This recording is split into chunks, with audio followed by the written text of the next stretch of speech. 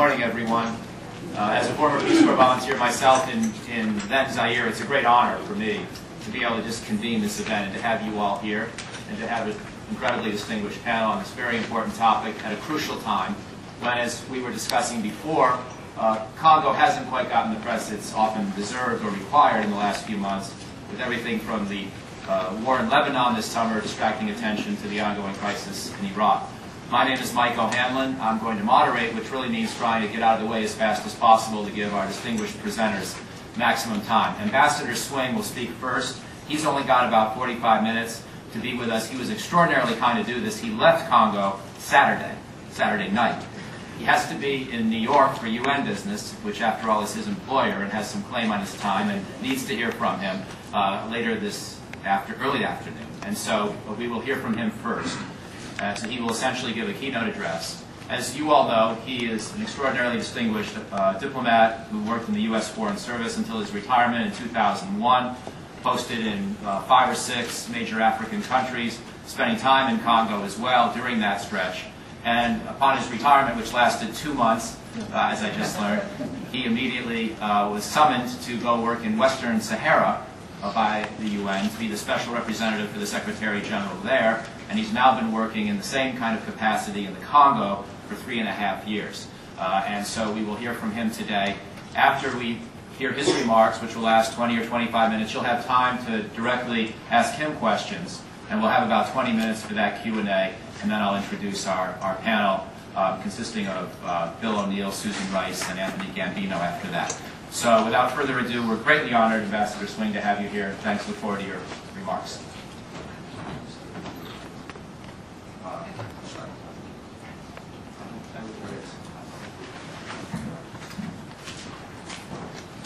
Good morning. Thank you very much, Michael. It's indeed a great honor for me to be here at Brookings. One doesn't get these invitations often, and I wanted to make sure that I took full advantage of it. And what a great pleasure and honor it is for me to be here with both my former boss, Susan Rice, and 2 former colleagues from the field, Bill O'Neill.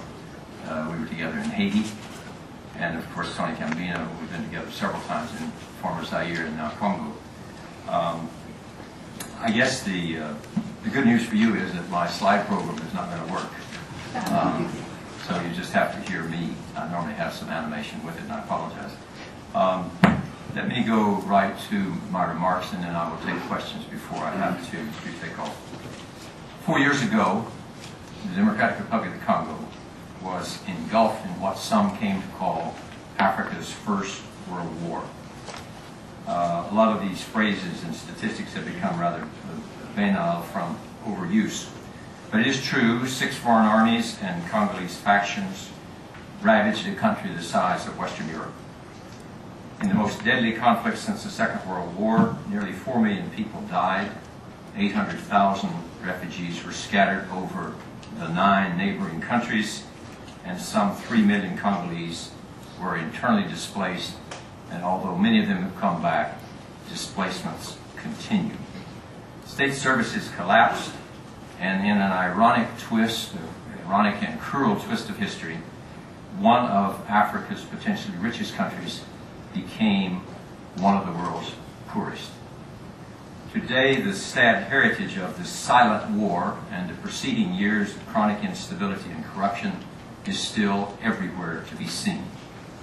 An estimated 1,200 Congolese continue to die needlessly every day, even now, due to poverty, disease that's preventable, hunger, and violence, including, I'm sorry to say, continuing shocking levels of gender violence. In these unpromising circumstances, very few observers believe that the Congo, that perpetual heart of darkness, coming out of 2 wars over a period of 5 years, with virtually no roads, no history of democracy, of multi-party elections in 40 years, no census in 20 years, no ID cards in memory, that country would ever be able to rise to the challenge of ending this conflict and holding its first democratic elections since independence in 1960. But today, although there is a long road ahead, The country is full of hope and promise. There's a new spirit alive, following a rather remarkable series of steps toward democracy. December 2005 saw the completion of a 5-month process of registering 25 million out of an estimated 28 million eligible voters, and the adoption in February of this year of a new constitution through a popular referendum, a document that most had never seen, very few had ever read in this largely illiterate society.